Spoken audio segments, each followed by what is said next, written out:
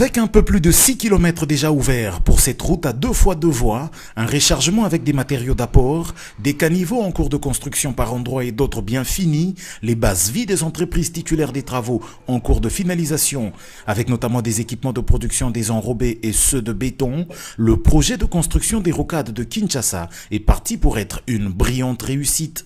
C'est le constat fait ce mercredi 14 août par le ministre des Infrastructures et Travaux Publics lors de sa visite sur ce projet. La visite est partie de l'entrée de la route Lutendele au terminus Mboudi qui est le point de départ de la rocade sud-ouest. Ici, le ministre a reçu les explications sur le tracé du projet de la part du directeur général de l'ACGT.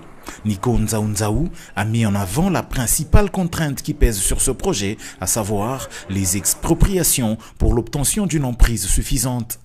En compagnie des responsables et autres représentants des structures de son ressort, le ministre a observé plusieurs arrêts sur le parcours, notamment au PK 12+200 à la base vie de Crec 8, où il a apprécié la rapidité de l'installation des équipements, ou encore au PK 16, où il a vu l'immensité du travail d'ouverture de l'emprise et la construction des caniveaux. Sur la rocade sud-ouest se font aussi d'importants travaux d'ouverture de pistes avec une purge des matériaux pollués. À la base vie de Crec 6 qui travaille sur ce tronçon, le ministre a reçu les assurances de Cisco SA quant à la bonne exécution de ce projet.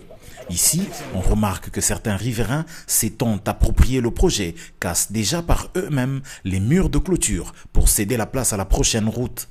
La société qui exécute les travaux nous confirme que si le linéaire est libre de toute entrave, ils vont exécuter les travaux, en tout cas dans les délais tels que requis. Donc nous pensons que si, de notre côté, du côté de l'État, nous veillons à ce que toutes les emprises soient libérées, nous atteindrons les délais, nous respecterons les délais de 3 ans. Les 64 km qui constituent ce projet devront être bouclés en 3 ans à compter du 22 juin 2024, date du lancement de ces travaux par le président de la République, Félix Antoine Tshisekedi Tshilombo.